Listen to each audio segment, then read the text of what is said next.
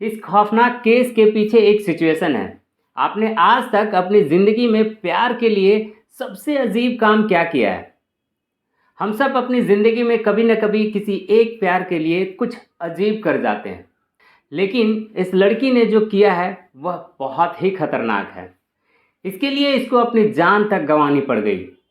इस केस की उल्टी गिनती शुरू होती है 10 फरवरी 2023 को। दिल्ली से लगभग 50 किलोमीटर दूर हरियाणा के झज्जर गांव में एक परिवार रहता था, जिसमें दो बेटियां रहती थी। बेटियां पढ़ाई में बहुत अच्छी थी और पढ़ाई के लिए वो दिल्ली में रहा करती थी। वो दोनों ही अपने घर पर अपनी माँ से रोज़ बात किया करती थी। एक दिन अचानक बड़ी बेटी निक्की का कॉल नहीं आता है। परिवार को लगता है कि बेटी बिजी होगी पढ़ाई में, तो अगले दिन वह खुद कॉल करते हैं, लेकिन निक्की का नंबर स्विच ऑफ आता है। परिवार वाले अपनी छोटी बेटी को कॉल करते हैं और उन्हें पता चलता है कि उनकी बड़ी बेटी निक्की अपने दोस्तों के साथ घूमने गई हुई है। दोनों ही बेटियां पढ़ाई में बहुत अच्छी थी, परिवार से ज़्यादातर अपने सारी बातें शेयर किया करती थी। तो माँ बाप के लिए यह बात थोड़ी अटपटी लगी कि बेटी बिना पूछे घूमने गई है। माँ बाप अपनी बड़ी बेटी का नंबर तब तक ट्राई करते रहते हैं।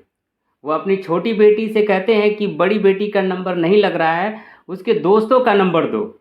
छोटी बेटी अपनी बहन के दोस्तों को कॉल करती है तो उसे पता चलता है कि वह अपनी फीमेल फ्रेंड के साथ नहीं बल्कि एक मेल फ्रेंड के साथ गई है, जिसका नाम है साहिल गहलोत। अब छोटी बेटी अपनी बड़ी दीदी से बात करने के लिए साहिल को कॉल करती है।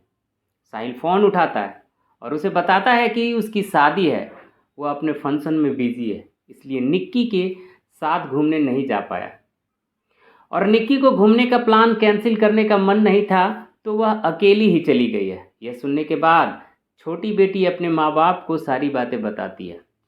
निक्की के पिता अपनी छोटी बेटी से साहिल का नंबर लेते हैं और साहिल को कॉल लगाते हैं और उससे बात करते हैं।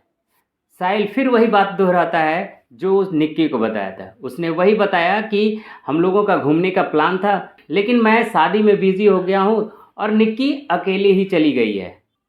और साथ ही साथ उसने यह भी बताया कि उसका मोबाइल भी मेरे पास ही छूट गया है। पिता को यह कहानी समझ में नहीं आती है।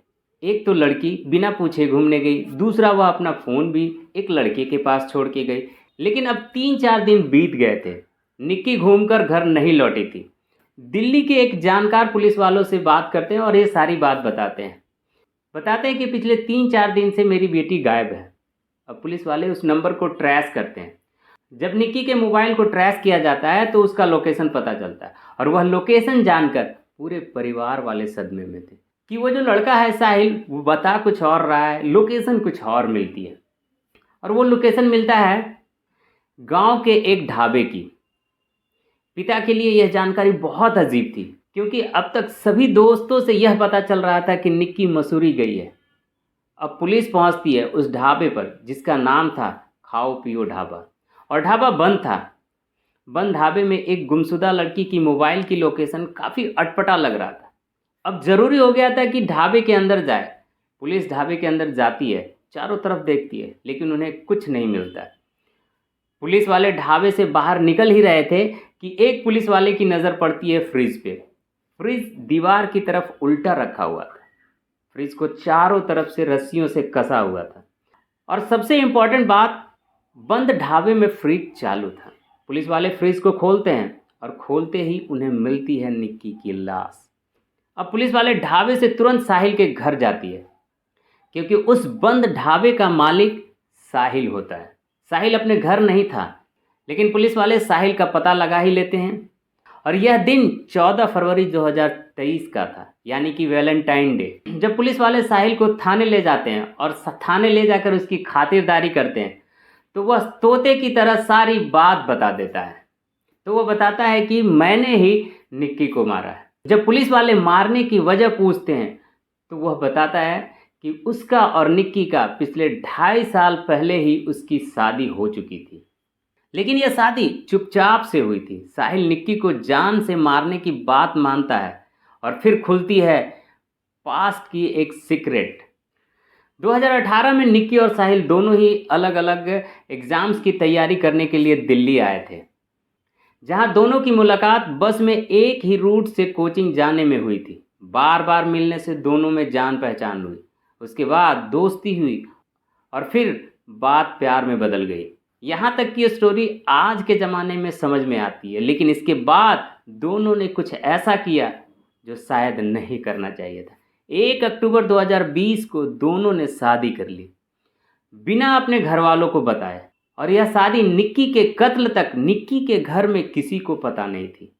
हमारी सोसाइटी में शादी एक सोशल फंक्शन होता है इसी वजह से, और इसके हमें काफ़ी फ़ायदे भी होते हैं, लेकिन इसे सीक्रेट रखने का जो नुकसान होता है उसका एग्जाम्पल यह दुर्भाग्यपूर्ण केस है।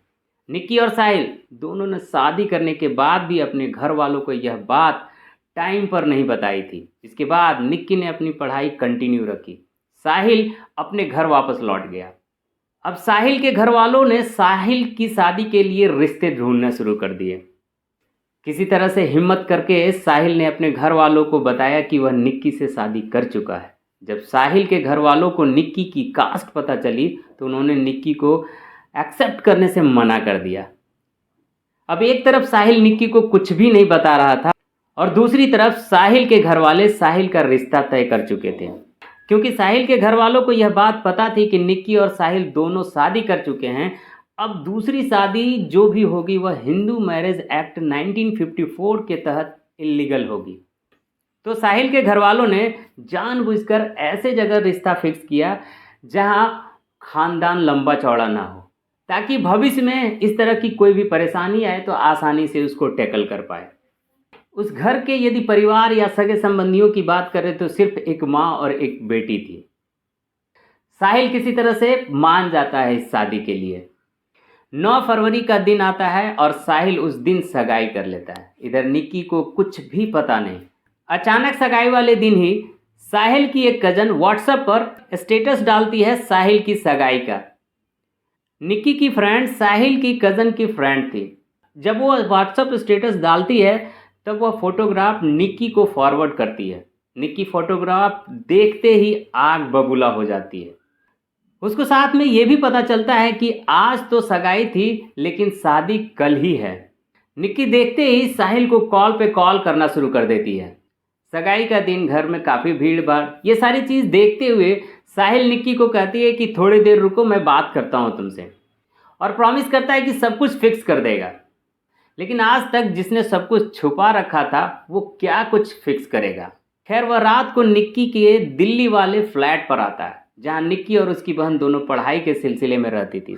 साहिल और निक्की दोनों 1:30 से 5:30 तक फ्लैट में ही रहता है। इसके बाद 5:30 में निक्की अपने दोनों बैग्स लेकर साहिल के साथ निकलती है। निक्की का प्लान था साहिल को लेकर कहीं भाग जाने का। उस वक्त भी निक्की को लग रहा था कि साहिल उसका साथ देना चाहता है, बस अपने घर वालों से डरा हुआ है। इसलिए निक्की उसे कहीं दूर भाग जाने की सलाह देती है। सुबह 5:30 पर निक्की अपने दोनों बैग्स पैक करती है और साहिल के साथ गोवा जाने का प्लान बनाती है। ना जाने किस वजह से गोवा का प्लान कैंसिल हो जाता है और हिमाचल जाने का प्लान बनता है। जिसके बाद दोनों हिमाचल के लिए बस लेने के लिए बस स्टैंड साहिल की गाड़ी से ही जाते हैं। सबसे पहले दोनों निजामुद्दीन बस स्टैंड जाते हैं, फिर आनंद विहार जाते हैं। वहाँ से उन्हें पता चलता है कि इस टाइम सिर्फ कश्मीरी गेट से ही उसे बस मिल सकती है। दोनों कश्मीरी गेट चले आते हैं। बस स्टैंड के इतने चक्कर काटने के बाद सुबह होने लगी थी। साहिल के घर वाले से लगातार कॉल आना शुरू हो गया था। इस बीच साहिल की कहानी माने तो वह पैनिक कर रहा था, वह टेंशन में आ जाता है और निक्की से मना करता है कि मैं नहीं भाग सकता। लेकिन जब आप आगे की कहानी सुनेंगे तो आप नहीं मानेंगे कि साहिल कहीं से भी पैनिक हो रहा था। अब साहिल निक्की को समझाता है कि मुझे घर वापस जाना होगा, घर से कॉल आ रही है। अब तक निक्की को घर वालों की तरफ से साहिल को डरा हुआ समझकर निक्की साहिल को सपोर्ट कर रही थी और इस सिचुएशन से निकलने के लिए आइडिया दे रही थी। लेकिन अब जब साहिल घर वापस लौटने की बात कर रहा था तो निक्की अब उसे धमकाती है और कहती है कि उन दोनों का जो मैरिज सर्टिफिकेट है वो पब्लिक कर देगा, वायरल कर देगा, लोगों को बता देगा। साथ ही साथ कहती है कि इसे पुलिस कंप्लेंट भी वो करेगी और शादी में हंगामा भी करेगी। इस तरह की धमकी वो दे रही थी। ये सारी बहस और लड़ाई करते करते घूम ही रही थी, सड़कों पर इधर से उधर घूम ही रही थी। अब उसकी गाड़ी जो है एक शमशान घाट की ओर मुड़ जाती है और वो शमशान घाट दिल्ली का सबसे बड़ा शमशान घाट होता है और नाम होता है निगमबोध।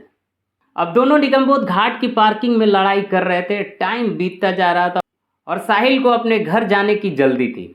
अब साहिल गुस्से में फ़ोन के चार्जर का डेटा केबल निकालकर निक्की का गला घोट देती है।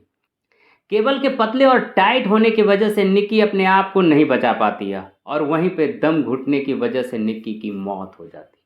अब साहिल निक्की की लाश को सीट बेल्ट से बांधकर गाड़ी चलानी शुरू करती है और जिस वक्त दिन के तड़के में ही सारा काम हो रहा था, कोई भी गाड़ी के अंदर क्या हो रहा है नहीं देख पाया क्योंकि गाड़ी के शीशे टिंटेड थे, जो एक्चुअली दिल्ली में इलीगल थे। अब साहिल निक्की की लाश को सीट बेल्ट से बांधता है और उस पार्किंग से निकलकर लगभग 40 किलोमीटर दूर अपने ढाबा पहुंचता है।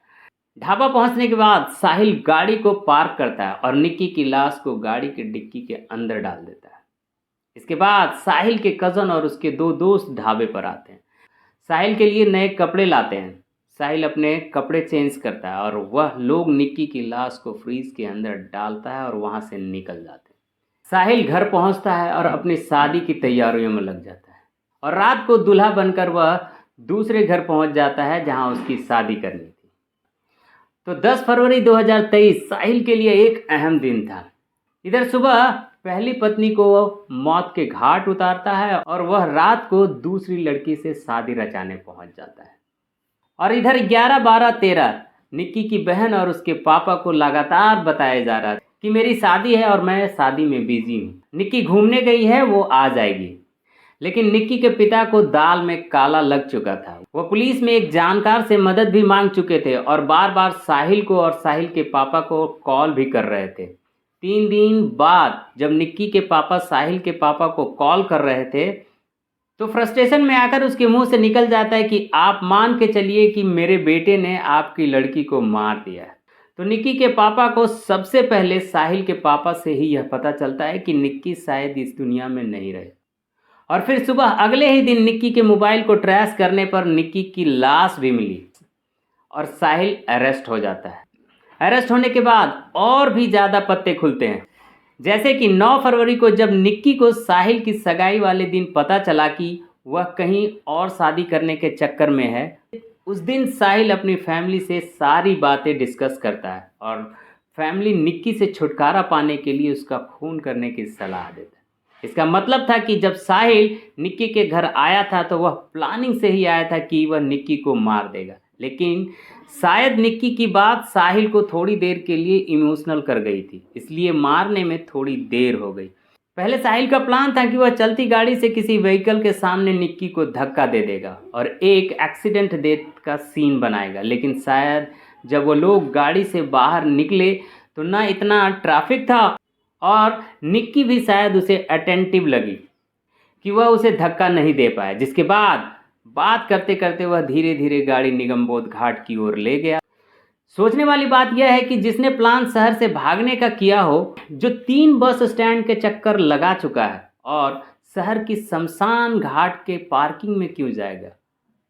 और इससे भी ज़्यादा सोचने वाली बात यह है कि जिस वक्त गाड़ी शमशान घाट की ओर पार्किंग में जा रही थी उस वक्त निक्की ने ऑब्जेक्ट क्यों नहीं की, और अगर उसने किया तो क्या कहकर साहिल ने उसका दिमाग शांत किया कि हम गाड़ी में शमशान घाट की पार्किंग में बैठकर अपनी लड़ाई सुलझाएंगे। आगे साहिल का प्लान था कि वह अपने हनीमून पर जाएगा, निक्की की लाश को एक बैग में भरकर और कहीं हिल स्टेशन में जाकर उसकी लाश खाई में फेंक देगा। लेकिन इससे पहले ही वह सब करता, पुलिस को लाश ढाबे में मिल जाती है। पुलिस उसे और उसकी फैमिली को अरेस्ट करके कानूनन कार्रवाई में लग। तो ये थी निक्की यादव की क्राइम मिस्ट्री। इस कहानी में आपको क्या सीखने को मिला कमेंट में ज़रूर बताइएगा। मेरे हिसाब से जो इम्पोर्टेंट बात निकल के आ रही है, कहीं भी रहें, कभी भी रहें, कुछ भी करें, आप अपने फैमिली को प्रॉपर इन्फॉर्मेशन देना ज़रूरी है। आपकी क्या राय है कमेंट में ज़रूर दीजिएगा। मिलते हैं हम लोग नेक्स्ट वीडियो में, तब तक के लिए आप और अपने फैमिली का ख्याल रखें। यह वीडियो देखने के लिए बहुत बहुत धन्यवाद। जय हिंद।